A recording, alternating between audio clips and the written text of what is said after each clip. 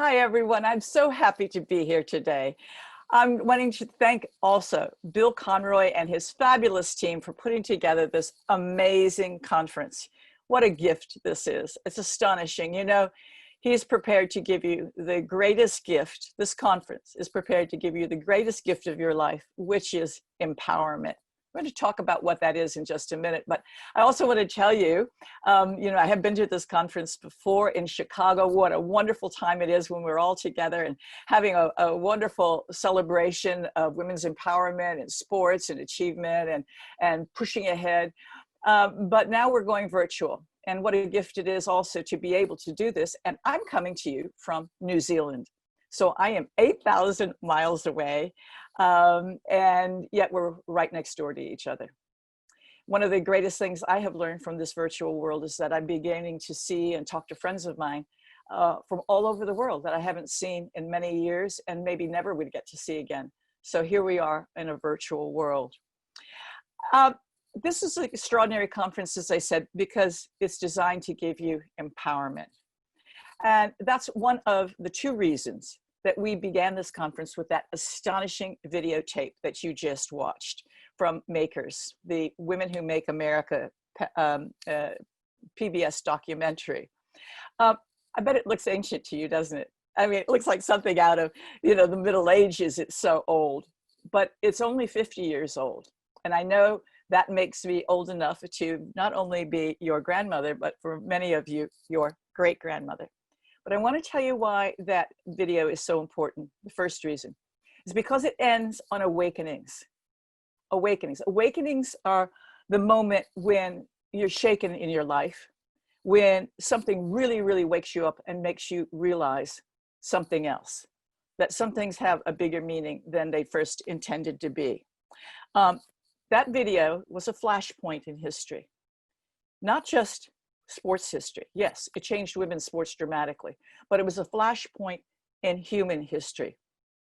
It went on to become not just about running, not just about sports. It became a social revolution. Now, what is a social revolution? A social revolution is not just when your mind and your attitudes change. It's when everybody's mind and everybody's attitude changes. That's why that video is so important. I went from being a girl who wanted to run to an activist, as you call it, a game changer. And it changed my life completely and put me in a completely different direction, which was very, very difficult, but also wonderfully, wonderfully rewarding. It changed my life and all of our lives in many ways. I was empowered by some things that happened to me on that day on the Boston Marathon course. And when we can make decisions for change, we can do it when we are empowered. And that's what we're going to be talking about today. The other thing that makes that video so important, there were two things, remember I said that, is that, hey, that's me in the video, ladies. You're talking to me. This is something that happened in my lifetime. That shows us how much change can happen so rapidly and how we can be people to make that change. Because for right now, I have to tell you that each and every one of you right now is in a flashpoint of history. The world has changed completely. And you are the young women who are going to either run and hide from those changes, or you're going to be the women who are going to take those negative parts of it, turn them upside down, and create a positive design for the future. If you're empowered, you can do this. If you're not empowered, you're going to run and hide. That's why being empowered is so very, very important. So I wanted to give you some solutions for doing this and how to become empowered. But how does it look? What is empowerment really all about? You know, it's such an overused word, and we hear it all the time, but do we really know what it means? Well, let me tell you what my definition of it is, in easy terms for you to understand. Empowerment is a sense of confidence, the confidence that you can control your life and your future, that you can get an education, that you can play sports, that you can succeed in a career and not just a job, that you can choose what you want to be and whom you love, and be fearless in the pursuit of your own life, of controlling your own life. And when you are empowered, you choose your own future. That's what happens to you. Okay, so let me tell you my story. And as I go along, I think you're going to hear some interesting little tips about what will work and empower you in your own life. Because basically, I think most of you out there are sportswomen, or active in sports or active in some way, maybe not. It doesn't matter. If you are an academic, that's absolutely terrific. Empowerment comes from many different ways. But one of the surest ways at first is also getting active and being healthy. So if you are not an athlete, start getting moving. It's very, very, very important. So let me tell you how I began. I was 12 years old when I began sports. My dad encouraged me to run a mile a day. He was a pretty conservative guy in many ways, but basically he really saw an insecure kid who was entering high school and needed something to hang her hat on. And he said, you should go out and run a mile a day and you'd make the field hockey team in your high school. And of course I told my dad, I couldn't possibly run a mile a day. That's really impossible, Dad. That's really far. He said, no, it's not. I'll measure the yard off for you. You can do it. And when I got out there to start running, he said, listen, honey, he said, it's not about going fast. It's just about doing the job. Just finish it. And try not to walk. Try to go through it and just keep it together. And I did that. And I was so excited. And he said, well, he said, you've learned one of your greatest life lessons. He said, just finishing the job often creates your future. He said, life is to participate, not to spectate. The game is on the field. You go out and have people cheer for you. It was astonishing because at that time, everybody wanted to be a high school cheerleader. And my dad said, no, you really should cheer for yourself. People should cheer for you. You don't cheer for other people like that. You need to participate and not spectate. And so I said, okay, great. Well, I stuck with this mile every day. Some days it was really hard. We lived in Washington, D.C., and it was so hot and so humid. I thought I was absolutely never going to get through this mile a day some days. And other days it was easy. And that was another great life lesson I learned that maybe all of you have begun to learn, that some days life is easy and some days it's so hard and it doesn't make any rhyme or reason. It is what it is and you get through it. We call them lucky days, we call them bad days, but whatever it is. The interesting thing is though, is that autumn I did make the field hockey team. And I know even today at age 73, how it feels to hold a hockey stick in my hand for the first time, how it feels to connect with that ball. Just as many of you can remember the first time you kicked a soccer ball or learned to dribble or swung that bat. I mean, it is that moment of magic. And when I ran every day, an interesting thing happened. It was not just the hockey that was important to me. It was not just my team that was important to me. It was my sense of empowerment. I felt I had a victory under my belt every day that nobody could take away from me. And so the running became magic for me. And I hope that you find magic too. Basically, if you guys just keep moving, putting one foot in front of the other, keep swinging, keep doing your push-ups, keep doing your sit-ups, you will have that sense of empowerment, that victory under your belt that nobody can take away from you. This gives you the base to move forward and to do other things. I went on from that sense of empowerment to work in my high school, on my high school newspaper and the yearbook and the dance committees and all the things we had and all the activities. I was very active. But for a shy kid, it was the running that gave me the courage to walk into a room with strangers or to try out for something difficult and to try to reach even higher every time, and was always excited about the success I had. So of course there are fallbacks, of course there are failures, of course there are defeats, but the point is that you have the courage to try, and activity almost always will give you that sense of empowerment. The other thing I say about this is I also mostly talk to older people, talk to parents, and I tell them, look, it's our moral responsibility to give a kid every opportunity we can. And I mean that very, very sincerely. But what I would like you young people to do is to pass on that opportunity to your friends, kids who don't have opportunities. And you'll find that the more you pass on, the more you get back. Talent is everywhere. I don't know if you guys can imagine this. Talent is everywhere. Everybody has talent, but people don't have the opportunities. If you have the opportunity, you'll find your talent. Give yourself also that opportunity. Sometimes you think, oh, I'm not really talented. For years, I went along and said to myself, well, I'm not really talented, but I can just put one foot in front of the other. But I gave myself the opportunity to try harder, to go longer, to go faster. And amazingly, I did. And for an untalented person, I became pretty talented. So I will tell you also about how that story is, but please give yourself the opportunity, give yourself the ability to find what your talent is. Okay, the second component, as far as I'm concerned about empowerment, is education. I tried hard in school. I was not an A student. I was an average student. Part of the problem was I was put into advanced classes too early. I was starting school without kindergarten or nursery school at age 5. So I was always a year or two behind everybody, and I was always trying to catch up. The point is that I tried to catch up. At least I worked at it. And then I realized another thing. I realized I really loved sports. I really loved movement. But I looked at my life, and there was the Olympic Games, and the longest event for women in the Olympic Games in running was 800 meters, twice around the track. We used to call it 880 yards in those days. And I couldn't go fast. I knew I could go long, but I couldn't go fast. I was up to 3 miles a day. And I thought, well, what am I going to do when I get to be a grown woman and I don't have sports? I love sports so much. And I said, you know what? The thing I like best after running is I love to write. And so I decided, I'd been writing for my high school newspaper.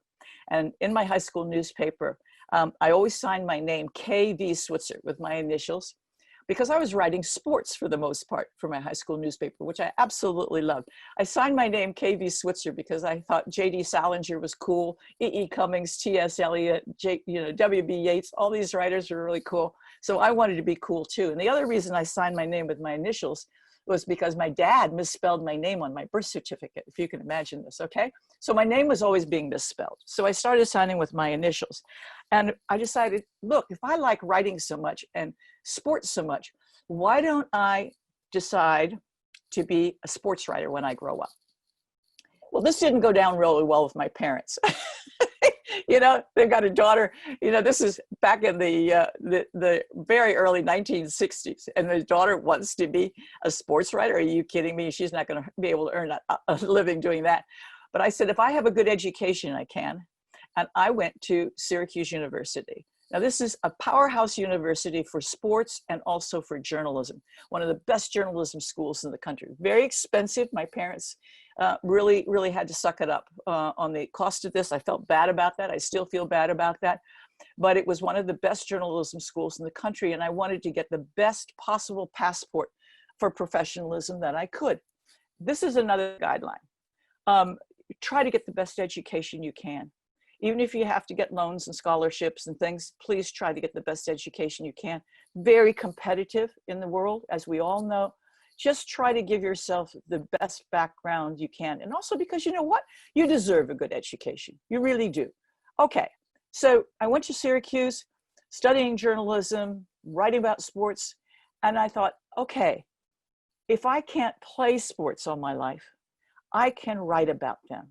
So try to find in your life something that will create the job that's not just a job, so that you play and you enjoy after you go to work. If you enjoy your work, if you really love it, it'll never be like going to work. It'll never be like having a job. It'll be a passion. And you'll work very, very hard, because when you're passionate about something, you work harder than ever. So choose something that really ignites you. While I was at Syracuse, there were no sports for women. Can you imagine this? The men had 25 sports, all of them scholarship deep, nothing for women. The women had play days. We had some intramurals, but nothing what I would call serious. So since I had played at a higher level in high school than I was going to be playing at Syracuse, I decided to ask the men's track coach. Okay, now, because I'm pretty feisty by now, right? So I go to ask the men's track coach if I could run on the men's track team. Cross country at the time, because it was the autumn. And he was stunned. He said a woman had never asked that before. No, I couldn't come officially, he said. It was against NCAA rules. But he said, I would welcome you if you wanted to come and work out with the team. You know, and as I closed his office door afterwards, because I was feeling great, okay, I'll go and work out with the team, I heard him burst out laughing to his colleagues. And I heard him say, well, I guess I got rid of that one.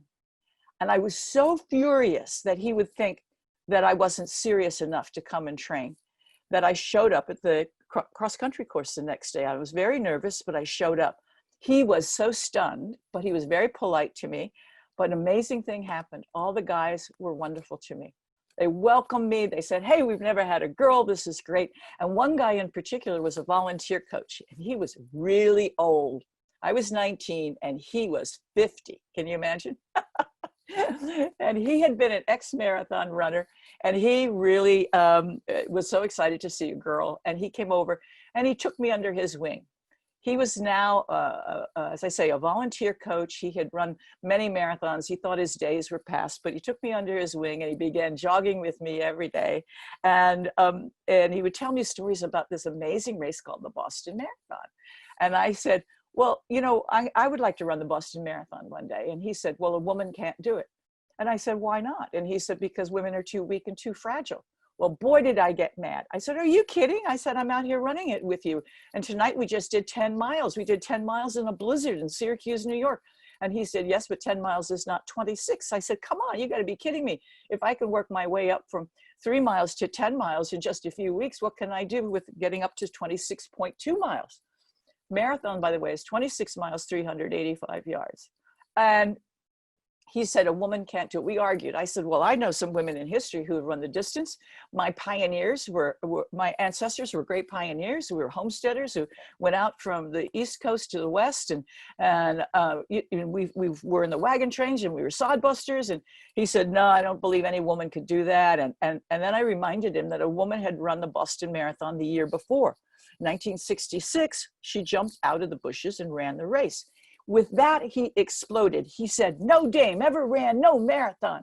And he said, come on, let's get going. And I said, you got to believe that I can do it, or I'm not going to run with you anymore. And so he hesitated and he said, okay, I'll tell you something else. He said, if you show me in practice that you can do it, I'll take you to the Boston Marathon. Hot diggity, I said. Okay, so we trained really hard. The days went by, the weeks went by, and finally the day came when we were going to run 26 miles, and I was so excited. We ran the 26 miles. I didn't feel like we had run far enough, and Arnie was saying, you look fabulous. I can't believe it. You look really, really good. His name is Arnie Briggs. And I said, you know, Arnie, I said, I don't think we ran long enough. Let's keep going for another 5 miles. He said, you can run another 5 miles? I said, sure, can't you? And he said, yeah, I guess. Well, anyway, so we ran another 5 miles. Now we're at 30 miles. We have 1 mile to go. And I could see that Arnie was beginning to pass out. I could see him weaving around on the road and his eyes had gone. He was gray. And I said, come on, Arnie, we can do this. I put my arm through his. I dragged him on. Come on, we can do it. We can do it. 1 more mile. And we finished our workout, 31 miles. I flung my arms around him. I said, we did it. We're going to Boston. And he passed out. And when he came to, he said, women have hidden potential in endurance and stamina. Well, you know what? What have we learned? We've learned that women do have more endurance and stamina than men. We don't have the speed, the power, or the strength, but we have endurance, stamina, flexibility, and balance that men don't have. It's just that for 3,000 years of sports history, in the Olympics, women were entirely excluded. We never had the opportunity. We have the talent, we just didn't have the opportunity. And now we're finding women winning outright. You know, ultra races, 100-mile races, Grand Traverse races, 24-hour runs. These are very, very important factors in terms of our biology, that we can go the distance. We have more of a finesse game. We have more of a grace game, less speed and power, but we still have great speed and power relative to many other women. So there we go. We're now, and this is something I want you all to remember as young women who are pioneering the way, we have attributes that men don't have. Men have attributes that we don't have. It doesn't mean that they're better than we are or we're better than they are. It means we're different and we bring great, interesting things to the game, whether that's in sports, whether that's in business, or whether that's in society. And we can really, really work well together. And this is one reason why I love sports, and running in particular, is because it is a great melting pot. It's inclusive, it's diverse, it's egalitarian, and we respect each other. So that is very, very important to know. Anyway, now carry on with the story real quickly. Arnie helped me sign up for the Boston Marathon. I signed my name, KB Switzer, on the entry form. There was nothing in the rules or on the entry about me not being able to run. And boom, into the race I went. The men were wonderful. And you know what happened. You saw the video. The race director attacked me in the race at the 1.5 mile point and tried to throw me out. I went on to finish because my boyfriend knocked him out instead.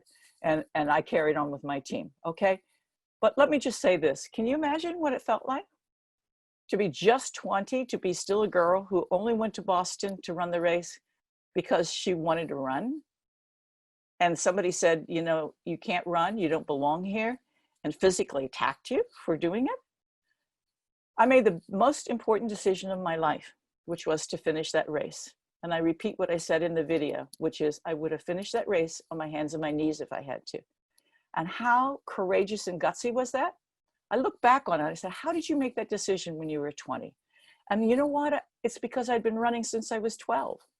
And I had that victory under my belt every day that nobody could take away from me. That's the important part of that story. The other important part of the story is that along about Heartbreak Hill in the Boston Marathon, which is at 21 miles, I stopped being angry. Well, you know what? You can't run 20 miles and stay angry anymore. Your emotions go. And I forgave the official. I knew he was a product of his time, but I knew then it was up to me to take responsibility for change. And I didn't know what it looked like. I only knew two things. I knew when I crossed the finish line, I wanted to become a better athlete, and because I wanted to prove myself. And the second thing is I wanted to create opportunities for women. And I didn't know what that looked like, but I was determined to make it happen. So training to become an athlete was the simplest part of the story. It was not easy. It took me 8 years. We campaigned to get women official in the Boston Marathon, which we were successful in doing 5 years after this incident. It took 5 years before they welcomed women in the Boston Marathon. That's a long time, ladies, as you know, in the life of an athlete. But in 1972, we were official. And I said, okay, we've done that. Now I'm going to dig in and I'm going to become a better athlete. It took me another 4 years to become a really good athlete. Trained very hard, knuckled in, trained up to 100 miles a week, double workouts. Not easy because I was working full time and also working on weekends, working at night to get a master's degree and to put my then husband through graduate school. So I had a very, very big workload. Nobody can tell me how difficult it was to train like that and to carry on with all the other activities, but we can do things when we need to do them. Always remember that. And when we want to do them. I finally ran an amazing time at the Boston Marathon in 1975, a 2 hours, 51-minute marathon. In 1975, that was the 6th best in the world and 3rd best in the United States. And for somebody who's not talented, it just goes to show you if you work hard, you can become talented. So you see the picture here of me crossing the finish line, arms outstretched. Yes, did it. And it was an amazing, amazing moment that carried with me through the rest of my life because I knew if I could do that, I could do anything. So there we go. What was the next step then? The next step was to create the opportunities for women to be working on that. What I did is I began small. Don't think you can change the world overnight with something. When you have a good idea, write it down, start working toward it. Start small with the field that you can work with. I started creating a little club in my town of Syracuse, New York. I was still a student, and I learned how to do my press releases, get sponsorship, and it grew into a very, very big club. And then I decided I would go further afield, seek major sponsorship, and create what I believed was going to change the face of the women's running, which was to try to get, wait for it, the women's marathon in the Olympic Games. And believe me, people thought I was a crazy person. You got to be out of your mind. Nobody's going to have a women's marathon in the Olympic Games. I said, why not? They have a men's marathon. We began working toward it. And I organized with major sponsorship at that time from Avon Cosmetics, a circuit of races around the world for women only. And to cut a long story short, eventually we had 400 races in 27 countries with over 1 million women participating. And I was in charge of the program. It was massive. It was a multi-million-dollar program, and I was 30 years old. Can you imagine that? To have such a huge, huge responsibility, but what a gift and a treasure to have a career like that. It was amazing to change women's lives in countries like Brazil and Japan and Malaysia and Thailand, where they never even had a women's sports event. That was quite phenomenal, absolutely phenomenal. And we could take the data and statistics from that event, those events, and show it to the International Olympic Committee and get the women's marathon into the Olympic Games. And here's a picture from the race that turned the tide. This is the starting line of the Avon International Marathon in London in 1980. And it looks like it's an antique picture, but imagine this. This was the first race that closed downtown London streets in history. And that race had 27 countries and 5 continents. It exceeded the International Olympic requirement for inclusion, and the marathon got voted into the Olympic Games. And here's the result. You see this wonderful picture of Joan Benoit winning the first women's Olympic marathon in 1984. And there are 90,000 people in that Los Angeles stadium, and they're screaming their heads off for this incredible woman of achievement. But try to imagine this. That wasn't the big change. The big change was because 2.2 billion people around the world watch the Olympic Games on television. And everybody knows that 26.2 miles or 42.2 kilometers is a long race. So if women can do that, they can do anything. And for me, that race was as important as giving women the right to vote, because it was the physical equivalent of the intellectual and social vote that we got in 1920. This was the physical acceptance. The marathon is the toughest event in the Olympic Games for men and now for women. So we had leveled that playing field. So where do we go from there? We still have to look around and realize that most women in the world have no opportunities whatsoever. And an amazing thing happened when this bib number that the race director, Jacques Semple, tried to pull off of me in the Boston Marathon. He got the corner one right there and ripped it. Tried to pull off of me in the Boston Marathon, suddenly became a number, meaning fearless in the face of adversity. And people were tattooing themselves with this number and wearing it because this story resonated so strongly with them. We captured this momentum and created something called 261 Fearless, which is a nonprofit around the world that empowers women through running and gives them the courage to take the first step. And as you know, all of you, taking the first step is the hardest thing. You just are too afraid sometimes. If somebody takes your hand and says, hey, walk with me, run with me, you'll go do it. And that's what 261 Fearless does, also with a really terrific educational program. So when you get to be 18, I want you all to join us at 261 Fearless, okay? You want more information, go to 261fearless.org. Okay, so now what is the end result here of all of this, all right? Here am I, age 73. And in the happiest moment, the happiest day of my life, I ran the Boston Marathon again for my 50th anniversary. At age 70, I came back after running the Boston Marathon 9 times throughout my career, crossed that finish line again. And the picture here that you see shows the young girl, age 20, getting attacked in the race. And she's the only woman in the Boston Marathon that year wearing a bib number in 1967.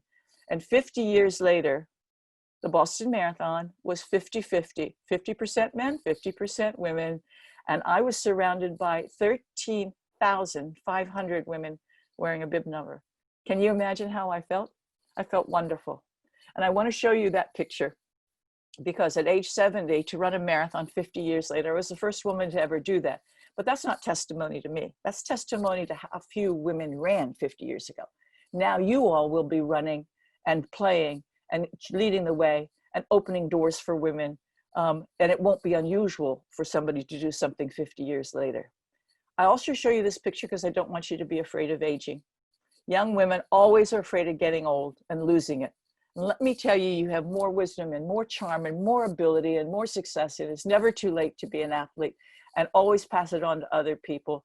Never too late to start. But one of the key factors to successful aging is to always stay active. It is the best thing you can do for your health, for your spirit, for your longevity, and also for your awareness of yourself and your empowerment.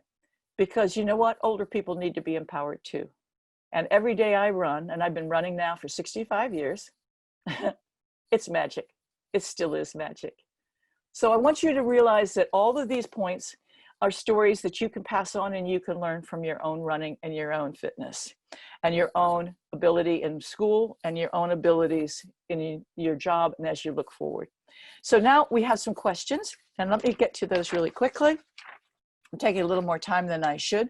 The first question that came into me was, what were your biggest challenges physically while preparing for the marathon? Okay, well, the physical challenges for me was actually two, and it's going to surprise you. One was lack of sleep. I had lack of sleep because I was working two jobs. I was trying to get a master's degree, put a husband through graduate school, and I was cramming 2 workouts a day in. So I didn't get a lot of sleep. And I often look back on that and say, if I could have gotten a lot of sleep, I think it would have made a difference. So if you can plan your life a little bit better than I plan my life, I still am short on sleep. I overextend all the time. Make sleep a priority in your life. It's very important. And the other challenge I had was bad weather. Syracuse, New York has the worst weather of any city in the world.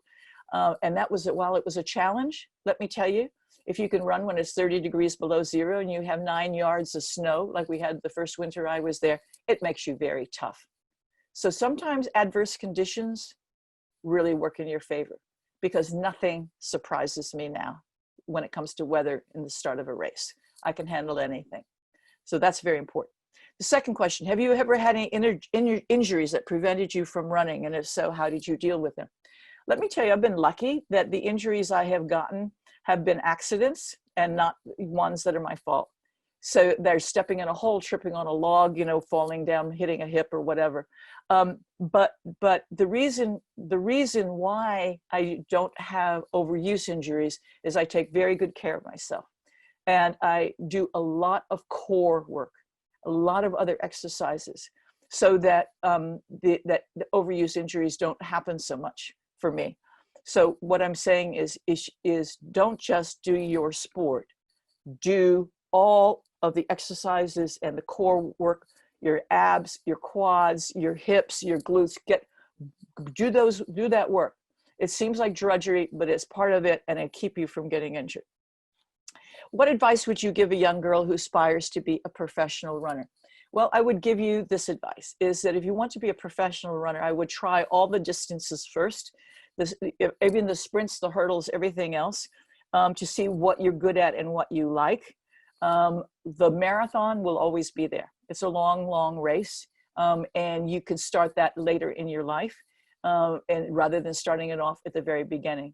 But also realize, if you're going to be a professional runner, you don't have the same team spirit that you normally do with, let's say, a soccer team or a baseball team, where every player counts on each other, except for cross country, in which case every runner definitely counts.